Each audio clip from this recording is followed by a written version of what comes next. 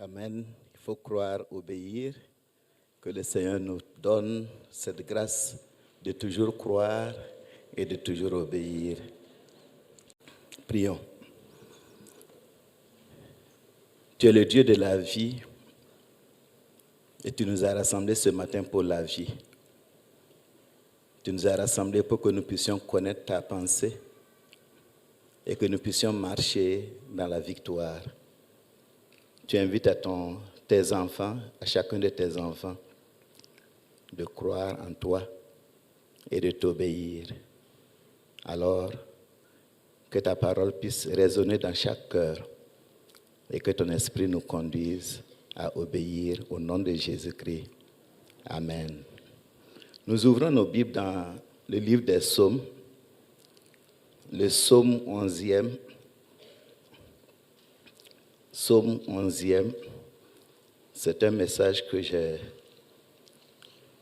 prêché plusieurs fois, mais je crois que le Seigneur veut que nous puissions nous y retourner en ce matin. Quand tes fondements se renversent, que fais-tu, enfant de Dieu? Psaume 11. Au chef des chantres de David, c'est en l'Éternel que je cherche un refuge. Comment pouvez-vous me dire, fuis dans vos montagnes, dans les montagnes, comme un oiseau? Car voici les méchants bandent l'arc.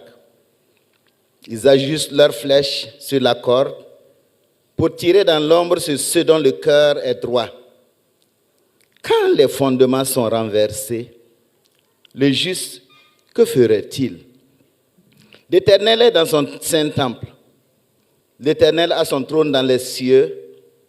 Ses yeux regardent, ses paupières sondent les fils de l'homme. L'Éternel sonde le juste. Il hait le méchant et celui qui se plaît à la violence. Il fait pleuvoir sur les méchants des charbons, du feu et du soufre. Un vent brûlant, c'est le calice qu'ils ont en partage. Car l'Éternel est juste, il aime la justice. Les hommes droits contemplent sa face. Amen. Ce psaume concerne des périodes cruciales que David a vécues. Des moments où il s'attendait à voir le roi qui aurait dû conduire le peuple dans la crainte de Dieu, qui aurait dû conduire le peuple dans la soumission à Dieu. Et malheureusement, le roi n'a pas marché dans ce sens. Le roi a échoué à conduire Israël dans les voies de Dieu. Il était opposé, le roi Saül était opposé à Dieu parce qu'il vivait dans l'égoïsme, l'orgueil, la haine de l'autre, l'insoumission aux normes de Dieu. Et en tant que repère pour David et pour tout le peuple, le roi Saül s'est autodétruit. Alors, que doit faire le juste quand ses repères faillissent et que ses fondements s'en trouvent ébranlés, renversés? D'abord, nous allons considérer le cas de David et ensuite le cas du chrétien. Pour David, il s'est trouvé qu'au moment où Samuel était devenu vieux, Israël a demandé à avoir un roi pour être comme les autres nations. Et lorsqu'Israël demandait cela, effectivement, Dieu avait prévu que ce temps va venir. Et il avait donné des normes sur lesquelles doit vivre le roi qui conduira Israël. Selon ces normes, outre l'interdiction d'avoir beaucoup de femmes et beaucoup de chevaux, Dieu a ordonné clairement que, dans Deutéronome 17-18, il a ordonné que quand le roi s'assiera sur le trône de son royaume, il écrira pour lui dans un livre une copie de cette loi qu'il prendra auprès des sacrificateurs, les Lévites.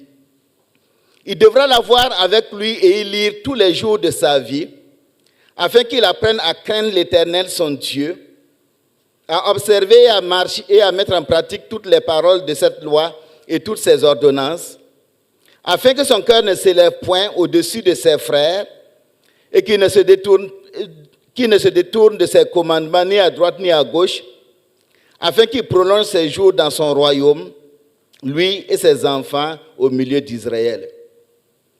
Voilà ce que Dieu avait donné.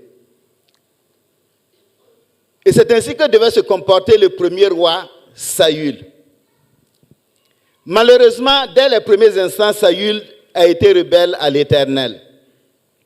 Il a agi en dehors des normes de Dieu. Dès le début de son règne, il a offert un sacrifice qu'il n'aurait pas dû offrir. C'est Samuel qui devait offrir le sacrifice. Et il a violé donc l'ordonnance divine en se rendant ainsi indigne du trône royal. Après cela, il va faire un serment. Et le serment était insensé de telle sorte que ça a conduit le peuple à manger de la viande, en fait, de la chair animale crue. Et cela, le peuple a péché. Encore après cela, il a péché gravement contre l'Éternel et de façon ouverte. Parce que l'Éternel lui a dit d'aller exterminer les Amalécites, qui sont révélés être des ennemis d'Israël depuis leur sortie d'Égypte. Si vous lisez Exode 17 à partir du verset 18, les Amalécites se sont attaqués à Israël et Dieu a dit, ils seront exterminés. Donc Saül est envoyé pour le faire. Et Saül, au lieu d'obéir à l'Éternel, qu'est-ce qu'il fait? Il va épargner le roi et le ramener chez lui. Et aussi, ils vont épargner les animaux gras. Et par rapport à ces animaux, il va mentir sur le peuple, disant que c'est le peuple qui a voulu les ramener pour pouvoir offrir un sacrifice à l'Éternel. Dieu ne lui a pas demandé des choses de ce genre. Plus loin, quelque temps après, il va aller s'ériger un monument. Parce qu'il a vaincu Amalek, il érige un monument, signe de son orgueil, signe du culte de la personnalité qui le dirigeait, qui le guidait. Donc, au lieu d'offrir un culte à l'Éternel, il offre un culte à lui-même, à son propre nom. Alors, avant que David n'entre en scène dans la vie d'Israël, le roi Saül s'est révélé un mauvais roi. Il a montré à son peuple ce qui n'est pas convenable. Son orgueil l'a poussé à désobéir à Dieu, à vivre indépendamment de Dieu, alors que c'est Dieu qui l'a installé comme roi en Israël. Avant que David ne monte au trône, David va poser des actes bien particuliers. Lorsque vous lisez dans 1 Samuel 16, on voit que Dieu, n'étant pas satisfait de Saül, va chercher un homme selon son cœur. Et cet homme selon son cœur, c'est David qui l'a trouvé et qui va remplacer Saül comme roi. Et Dieu va faire de telle sorte que David serve Saül. Il travaille dans la cour de Saül, au sein du royaume. David va servir Saül, premièrement, en allant tuer Goliath, le grand roi, ce grand homme, ce géant, que personne ne voulait affronter. Donc, en tuant Goliath, il a relevé le trône de David et de Saül. Parce que Israël a vaincu les Philistins en cette occasion, grâce à l'acte de David. David va aller plusieurs fois à la guerre, et chaque fois qu'il va à la guerre, il remporte des victoires. Tout cela est à l'honneur du roi qu'il est en train de servir. Et au lieu de garder cet homme au bon endroit pour qu'il puisse continuer de le servir, le roi Saül va commencer à le haïr. À ses yeux, David lui faisait de l'ombre par ses victoires. Puisqu'il remporte beaucoup de victoires, Saül devient jaloux. Alors que les victoires de David, il les remportait non pas par lui-même, mais par l'Éternel auquel il était soumis et l'Éternel avec qui il marchait de façon droite. Et son désir, lui et à David, c'était que toute la terre sache qu'Israël a un Dieu, qu'Israël a un roi, et que ce roi Tout-Puissant, c'est l'Éternel des armées qu'il sert. Mais Saül va le haïr. Malgré les blessures que David va subir, depuis ce temps de son onction, David va veiller à rester à sa place. Il sait qu'il doit remplacer Saül comme roi, mais il ne va rien faire pour s'emparer du trône royal. Pendant qu'il est en train de servir le roi Saül, celui-ci, jaloux, veut vraiment le mettre à mort. Un jour, Michal, sa femme qui est fille de Saül, va dire à David, David, si tu ne te sauves pas cette nuit, demain tu es mort. 1 Samuel 19, 11. Et David était obligé de fuir. Plus tard, Jonathan, son meilleur ami, qui est fils de Saül aussi, va lui faire entendre par personne interposée, vite, hâte-toi, ne t'arrête pas, cours. Et David devait désormais fuir de lieu en lieu, et cela va durer environ 10 ans, qu'il va courir, qu'il va fuir, qu'il va se cacher. Il a dû fuir pour ne pas livrer bataille contre son roi. Il était dévoué au roi, mais le roi voulait le tuer. Et la déchéance du roi va l'amener même à tuer les sacrificateurs qui sont à Nob. Parce que simplement, ils ont reçu David dans leur enclos. Saül va aller et il va les tuer tous et exterminer ce village sacerdotal de Nob. Exterminer tout, animaux comme humains. Sa démence était à son paroxysme. Et la situation était grave en Israël. Saül, le garant du culte en Israël, Saül, le fondement par lequel David et tout le peuple devaient vivre la loi de l'Éternel, s'est laissé corrompre par son égoïsme, son orgueil, le culte de la personnalité, le mensonge, la haine contre celui qui le servait. Et le fondement de tout Israël était renversé. Alors, fallait-il que la foi de David échoue à cause de Saül? C'est vrai que David pouvait s'attaquer à Saül. Et s'il essayait de s'attaquer pour se venger, il allait gagner. Parce que non seulement Dieu est avec lui, mais aussi il a été choisi pour être le remplaçant de Saül. Mais David, convaincu que Dieu seul peut le sauver, ne s'est pas confié à son armée. Il ne s'est pas confié en sa force. Il a préféré fuir. Fuir et encore fuir. Il attendait patiemment le temps de Dieu. Il a préféré courir de lieu en lieu comme une personne faible. Il a préféré s'envoler comme un oiseau afin d'éviter de s'affronter au roi Saül.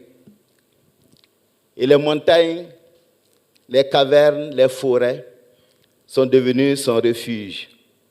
Mais malgré cela, David n'a pas changé ses principes.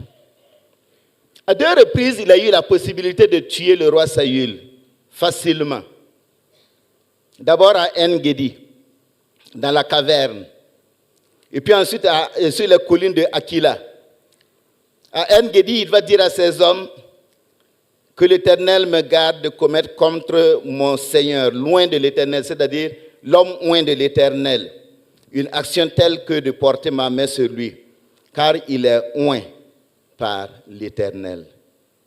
1 Samuel 24, 6. Sur la colline d'Aquila, au chapitre 26, verset 9, il dit « Qui pourrait impunément porter la main contre celui que l'Éternel a oint? L'Éternel est vivant. C'est à l'Éternel seul à le frapper, soit que son jour vienne et qu'il meure, soit qu'il descende sur un champ de bataille et qu'il y périsse. Loin de moi, que Dieu me garde de porter la main sur celui que l'Éternel a oint. » En-Gedi et Aquila étaient des occasions offertes à David. Et il pouvait se venger facilement. Mais David a refusé d'exploiter cet avantage.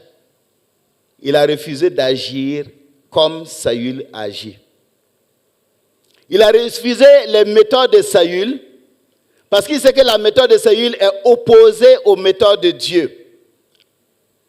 Et lorsqu'il était au fort de sa souffrance physique, sa souffrance morale et spirituelle, il s'est écrié, comment pouvez-vous me dire, fuis dans les montagnes, comme un oiseau? Il avait trouvé la source vers laquelle il doit se tourner. La seule personne vers laquelle il doit se tourner, c'est l'Éternel. Le parfait secours, c'est Dieu. Et c'est pourquoi il va dire, un psalmiste dira plus tard dans le psaume 121, je lève mes yeux vers les montagnes. D'où viendra le secours? Le secours me vient de l'Éternel qui a fait les cieux et la terre. David a opté de ne se confier à rien d'autre, si ce n'est qu'à l'Éternel. Il a regardé toute la situation et il a compris que s'il regarde à Saül, il va perdre sa foi. Il a préféré regarder à l'Éternel. Ce Dieu-là qui n'est pas dans les montagnes, ce Dieu-là qui est au plus haut, plus élevé. L'Éternel est dans son saint temple, comme nous l'avons lu. L'Éternel a son trône dans les cieux. Ses yeux regardent, ses paupières sondent les fils de l'homme. L'Éternel sonde le juste. Il hait le méchant et celui qui se plaît à la violence. Il fait pleuvoir sur les méchants des charbons, du feu et du soufre. Un vent brûlant, c'est le calice qu'ils ont en partage. L'Éternel est juste. Il aime la justice. Les hommes droits contemplent sa face. Et David a choisi d'aller vers l'Éternel. Il a choisi de se laisser diriger par Dieu. Et lorsque la situation s'est aggravée, il va dire, comment pouvez-vous me dire, fuis dans les montagnes? Est-ce que les montagnes sont un abri? Est-ce que les montagnes qui sont trompeuses peuvent me garder longtemps? Seul l'Éternel peut sauver à la perfection. Seul son nom peut me garder. Et alors, David croyait en Dieu. Et David se présente aujourd'hui comme un modèle pour le chrétien. Alors, chrétien, que fais-tu face à tes fondements qui sont ébranlés? Que doit faire le chrétien lorsque ses fondements sont renversés? Le fondement, il est bien ici question de David, mais aussi du chrétien. Parce que le chrétien, c'est celui qu'on appelle le juste. Romains 5:1, Dieu nous a justifiés. Et la grâce divine communique à tous ceux qui croient en Jésus d'être déclarés justes devant Dieu. Que fait donc ce juste, le chrétien, lorsque ses fondements sont ébranlés? À la lumière de la crise que David a vécue, comment est-ce que nous pouvons situer les fondements du chrétien aujourd'hui? Pour rester dans le cadre de l'esprit de ce passage, nous verrons que le fondement du chrétien réside dans les personnes qui se présentent comme ayant été choisies par Dieu pour le conduire vers le ciel.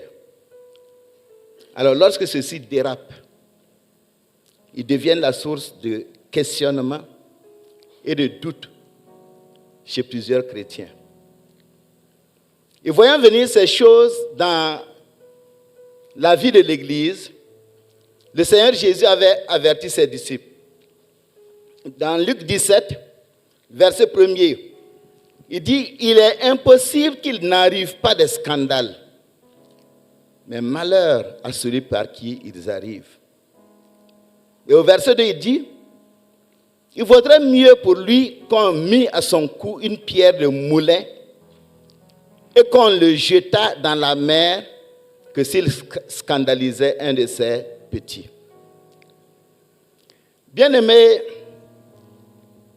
lorsque l'on considère la scène chrétienne mondiale aujourd'hui, l'un des scandales majeurs qui frappe plusieurs chrétiens, c'est que la vérité a disparu. Elle a disparu de la bouche et des attitudes de ceux qui, dans l'Église, devaient la tenir très haute pour l'ensemble du peuple de Dieu et pour parler au monde. Ce qui a causé la chute d'Israël est ce qui nous menace aujourd'hui dans l'Église et en tout lieu. Le prophète Osée, en son temps, 7 siècles avant Jésus-Christ, avait fait l'observation suivante sur le royaume d'Israël en disant « La vérité a disparu ». Il voyait qu'il n'y avait pas de vérité dans la bouche des sacrificateurs, c'est-à-dire ceux qui sont au service de Dieu, et dans la bouche des chefs, ceux qui dirigent Israël, c'est-à-dire les dirigeants du peuple. Et le peuple, donc, n'avait pas de repère pour marcher dans la vérité. Et dans la nation, au chapitre 4 de Osée, il a dit, il n'y avait que parjure et mensonge, assassinat, vol, violence, meurtre. Osée 4, 6, on a oublié la loi. 4, 8, le prophète se repaisse du péché du peuple. Et comme Michel va le dire, ces prophètes qui annoncent la paix, si leurs dents ont quelque chose à mordre, et qui publient la guerre, si on ne leur met rien dans la bouche. Je vais vous donner un repère. À tous ceux-là qui ont une personne qui prie pour eux, à tous ceux-là qui sont attachés à un prophète prieur,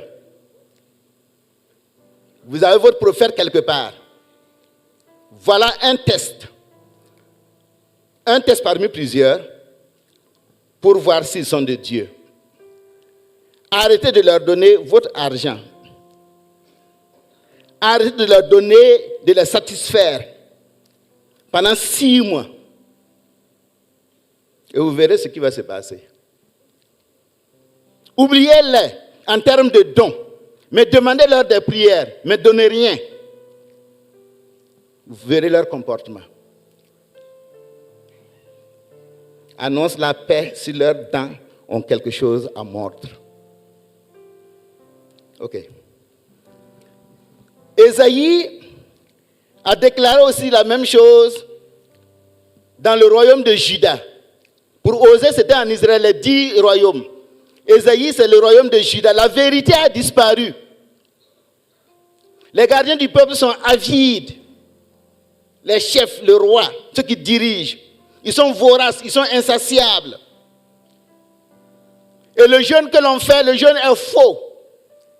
Et c'est d'ailleurs à cause de cela que Isaïe va donner, Isaïe 58, le bon jeûne, le vrai jeûne. Isaïe 58. L'injustice est flagrante parmi le peuple de Dieu. Chapitre 59, verset 14. La vérité trébuche sur la place publique. Et la vérité a disparu de celui qui s'éloigne, et celui qui s'éloigne du mal est dépouillé. Ça, c'est ce qui est arrivé dans le royaume de Juda. Et Jérémie plus tard va dire à Juda, oui, la vérité a disparu. Et d'ailleurs, le cas de Juda était pire que celui d'Israël, parce que à cause de du rejet de la vérité, Israël a été déporté. Les 10 tribus. Et malheureusement, Juda se comporte de la même manière, Jérémie chapitre 3. En Juda, on rejette Dieu. L'adultère est répandu. On ne voit que des prophètes de mensonges, des sacrificateurs oppresseurs et des gens qui refusent de se repentir. Chapitre 7 de Jérémie, verset 28. La vérité a disparu et elle s'est retirée de leur bouche. Chapitre 9, verset 3. Les puissants ne le sont pas par la vérité. Ce n'est pas par des voies droites qu'on monte comme roi. Ce n'est pas par des voies droites qu'on monte en puissance, qu'on se fait choisir, qu'on se fait élire. Et ce qui est arrivé en Israël et en Juda, c'est ce qui frappe le monde chrétien aujourd'hui. Or, les mêmes causes produisent les mêmes effets. Et à cause de ce qu'il y a aujourd'hui, plusieurs qui devaient être des repères dans l'Église aujourd'hui, conduisent un bon homme à perdre la foi. Et il ne reste qu'un petit troupeau dans l'Église de Dieu. Et ce phénomène est très grave. Et il est évident en Afrique où la soif de grandeur conduit plusieurs serviteurs de Dieu à courir vers des titres, vers des noms, vers des moyens matériels et financiers. Plusieurs courent derrière des positions élevées afin d'affirmer leur puissance et leurs droits. Et c'est dommage que certains pasteurs ou dirigeants de structures ou d'associations, des responsables de groupes ecclésiastiques soient assis dans la salle d'attente du banquet de Christ. Vous savez, l'Église, c'est la salle d'attente. Nous sommes dans la salle d'attente. Comme dans Matthieu 22. Et Jésus a donné un vêtement à porter. Et malheureusement, le vêtement que le roi a donné, plusieurs sont assis sans porter ce vêtement. Ils sont dans la salle d'attente. Et bientôt, le roi va venir pour faire entrer dans la salle du festin éternel. Mais ils n'ont pas le vêtement.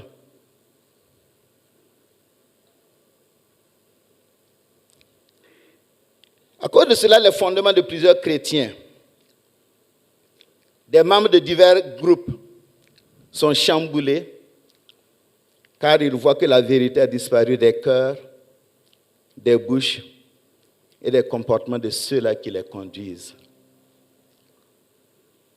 Aujourd'hui, Bible en main, on tient bien la Bible, mais ceux-là qui la tiennent, plusieurs parmi eux, conduisent leurs troupes en sémant la confusion. Et parfois, nos fidèles se demandent, est-ce que ceux-là qui parlent même, ils croient en Dieu? Est-ce que ce qu'ils prêchent, ils le croient?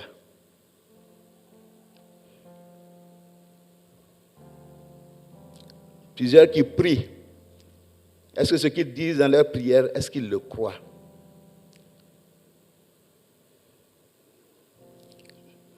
On assiste aujourd'hui à la soif de grandeur qui pousse à faire tout ce qu'on peut faire pour être grand, pour être vu. Ils usent du nom de Dieu. Mais comme Paul le dit dans 1 Timothée 3,5, il renie ce qui en fait la force. La force, c'est quoi? C'est le Saint-Esprit. Il n'aime pas le Saint-Esprit, tout en utilisant son nom. Proclame des choses qui sont fausses, prophétise des choses qui sont fausses. Et on prêche des choses auxquelles on ne croit pas. Et on met un fardeau sur la tête des gens, alors qu'on refuse de porter ce fardeau. Et à cause de cela, les chrétiens faibles qui les prennent pour repères voient leurs fondements se renverser. Ces grands téléévangélistes auxquels vous êtes attachés, après vous découvrez la vérité et puis vous vous demandez, est-ce qu'il y a du vrai? Pourtant, il y a du vrai. Le cas du Burkina me laisse perplexe. Depuis le centenaire, tout le monde a répété avec nous, retournons à nos fondamentaux. Les fondamentaux, c'est quoi? C'est la parole de Dieu. Bon, on a mélangé un peu quelque chose en disant c'est le baptême dans le Saint-Esprit. Les fondamentaux, ce n'est pas le baptême dans le Saint-Esprit. C'est la vie dans l'Esprit qui conduit maintenant au baptême dans le Saint-Esprit. Parce que plusieurs parlent en langue mais disent des choses qui sont dangereuses. Plusieurs parlent en langue et puis ils piétinent les autres. Mais ceux qui vivent dans l'Esprit ne piétinent pas. Ils ne trompent pas. Donc nos fondamentaux, c'est la parole de Dieu et la vie dans l'Esprit. Malheureusement, certains ont confondu les fondamentaux à des lois qu'il faut ériger. Pourtant, il ne s'agissait pas de lois. Retourner à nos fondamentaux, ce n'est pas des lois. Il faut faire ça, il faut faire ça, il faut faire ça. Non, ce n'est pas comme ça.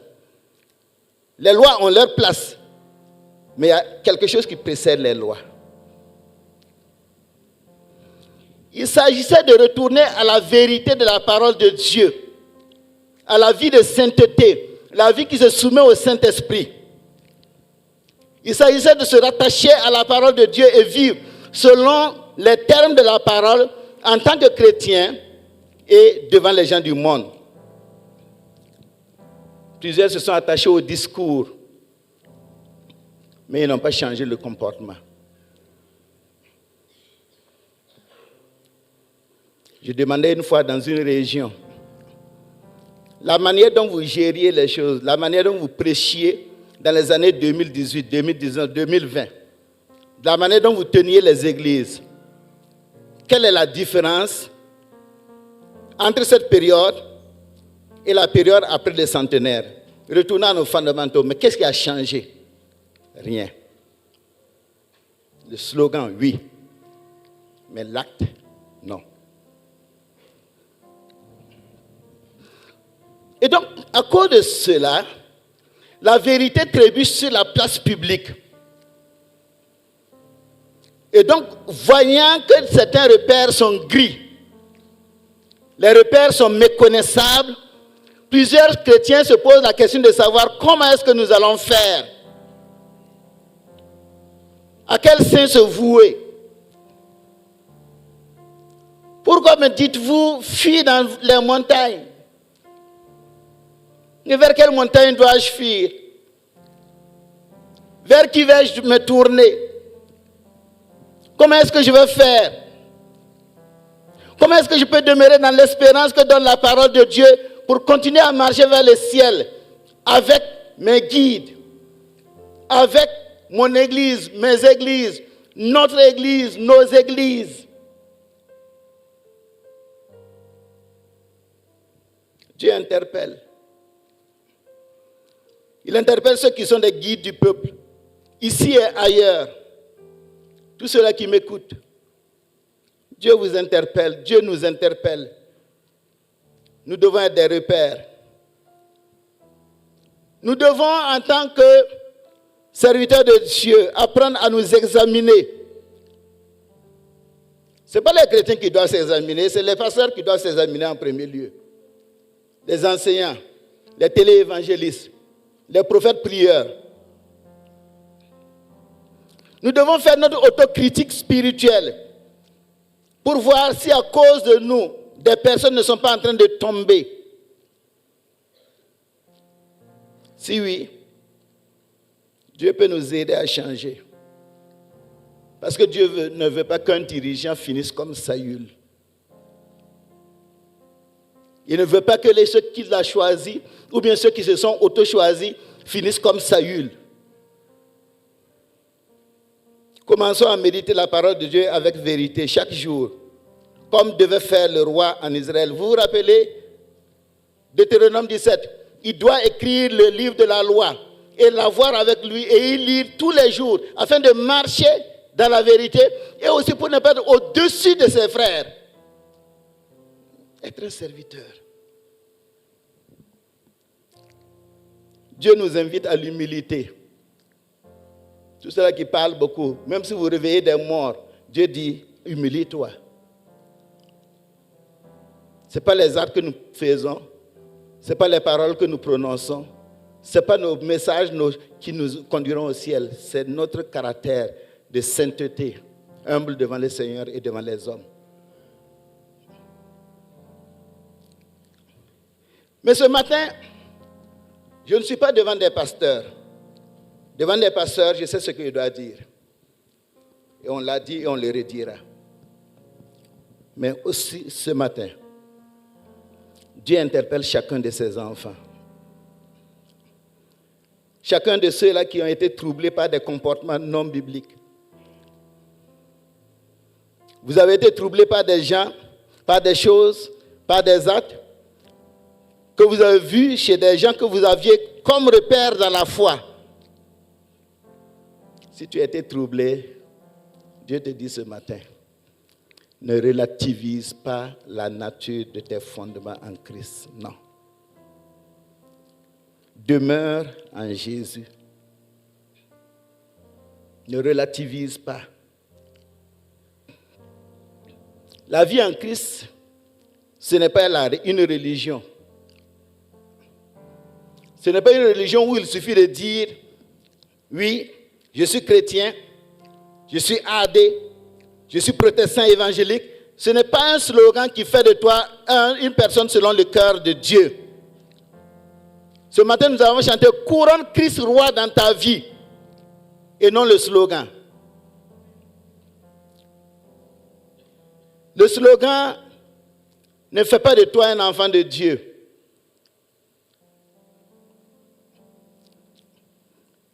Pour que tu sois une personne selon le cœur de Dieu, il faut croire et obéir comme la chorale l'a chanté. Croire et obéir.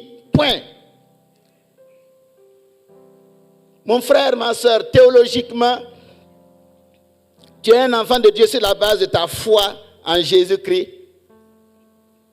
Cette foi qui s'exprime par le maintien de ta relation avec lui. Et pratiquement, tu prouves ta relation avec Christ par ta soumission à sa parole et à la voix du Saint-Esprit qui te conduit jour après jour. C'est vrai, tu appartiens à une église. Tu appartiens à une assemblée et cela est juste et bon. On ne peut pas être chrétien et ne pas appartenir à une église. Et le pasteur Youssouf parlait ici de la participation aux réunions. Il faut quand même montrer que tu appartiens à l'église et vivre ta vie d'église. Tu ne peux pas être chrétien et puis se balader comme des feuilles qui... Les feuilles, quand elles tombent de l'arbre, quand elles quittent l'arbre, au moment des grands vents, elle va s'envoler, se balader, mais elle va tomber après. Ceux qui n'ont pas d'attache avec l'Église se verront à terre après.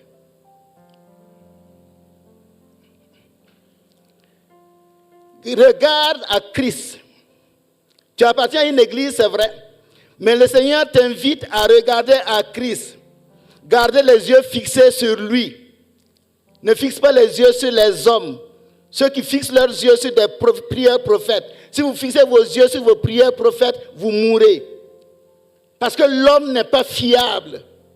Seul Dieu est fiable. David regardait à Dieu pour demeurer en lui. Il n'a pas regardé à Saül. La norme du chrétien, c'est Christ. Et c'est sa parole, c'est sa vérité. Si tu demeures dans cette vérité, tu verras la vie éternelle. Les hommes peuvent chanceler. Moi-même, je peux chanceler. L'apôtre Paul disait, si un âge, même si lui-même, il venait dire autre chose, qu'il soit anathème, et moi, je peux chanceler. Si tu fais de moi ton Dieu, par la grâce de Dieu, je prie pour ne pas tomber. Mais si tu fais de moi ton Dieu, tu vas tomber. C'est Christ qu'il faut regarder. Ce n'est donc pas une religion. Ce n'est pas la religion qui sauve, ce n'est pas AD qui sauve, ce n'est pas évangélique protestant qui sauve, c'est la relation avec Jésus-Christ au sein des AD. Alors, bien-aimés, comme David a été présenté comme modèle, Dieu appelle chaque chrétien à être responsable devant lui. Si les repères, si certains prétendus pères ou mères spirituels ont failli, Dieu n'a pas failli. Dieu est dans son temple. Et il est tout près de toi. Et il veut marcher avec toi. Et ce qu'il cherche, c'est ceux-là qui savent qu'il est dans les lieux élevés et qu'il agit par son esprit pour leur permettre de se préserver dans ce monde. Dieu recherche ceux qui ont soif de sa présence. Nous avons chanté, le Saint-Esprit est là. Et c'est vrai, le Saint-Esprit est descendu, il est là. Et il est là avec toi, il est là avec nous. Et il veut marcher avec toi chaque jour. Et lorsqu'il te suit et qu'à un moment, tu vas dans des lieux, ou bien dans des zones, ou dans des moments où lui ne peut pas être présent, alors qu'en fais-tu? Tu le laisses dehors et tu es là seul, sans protection, sans garde, sans vie. Dieu cherche ceux qui ont confiance en lui. Il cherche ceux qui ont confiance en lui, qui ont foi en lui. Et chaque jour, quand je parle, qu'est-ce que je dis? Bien-aimés, tous les pasteurs le diront, il n'y a pas ce moment où on ne le dit pas, nos genoux, c'est ça notre outil de travail, nos genoux. Ce n'est pas la peine de courir à gauche et à droite. Reste sur tes genoux et tu verras la gloire de Dieu. Dans ta propre maison. Ce n'est pas dans la maison de quelqu'un qu'il y a la gloire de Dieu. C'est chez toi, à côté de ton lit. Va à genoux et tu verras. Le Saint-Esprit est là, dans ta maison. Mais qu'en fais-tu? Dieu cherche ceux qui ont confiance en lui. Le temple de Dieu, il est là. Et c'est toi. Et Dieu veut demeurer dans son temple. Il veut demeurer en toi jour après jour. Ne te laisse pas chambouler par les repères trompeurs. Laisse Dieu grandir dans ton cœur, comme David l'avait fait. Pour terminer, David est là comme modèle, un exemple à suivre. Il n'a pas copié le comportement de Saül. Il n'a pas agi comme Saül. Il a fui.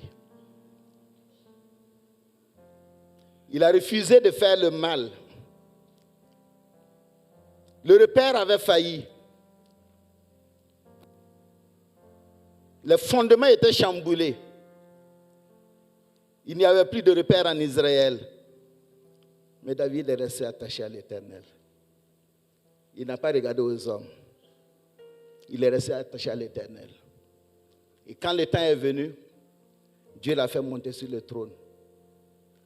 Effectivement, David est mort, Saül est mort à la guerre. Et lorsque le temps sera venu, et ce temps n'est plus loin, Dieu va te donner de régner avec Christ. C'est pourquoi, même si tes repères te font entendre aujourd'hui un son qui est faux, si tes repères te font voir aujourd'hui une image qui est fausse, ne les regarde pas, parce que tes fondements seront ébranlés. Regarde à Christ, regarde à Jésus. Lève les yeux dans les cieux. Ton Dieu est dans les cieux. Et son désir, c'est de descendre et agir en toi. Et déjà, il est là avec toi. Il a envoyé son esprit. Et qui est là à côté de toi, qui est là avec toi. Regarde à lui. Ne regarde pas aux hommes. Même s'ils réveillent des morts, laisse-les tranquilles. Regarde à Jésus. Baissons la tête et prions. Parce que comme il dit, les hommes droits contemplent sa face. Alléluia. Alléluia.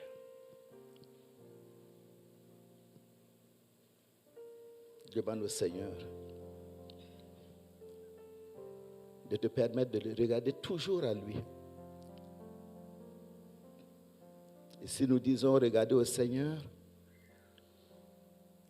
c'est regarder à la parole de Dieu jour après jour. La parole de Dieu instant après instant. Et quand tu regardes à la parole de Dieu, crois et obéis à ton Seigneur. Crois à la parole et obéis à ton Seigneur.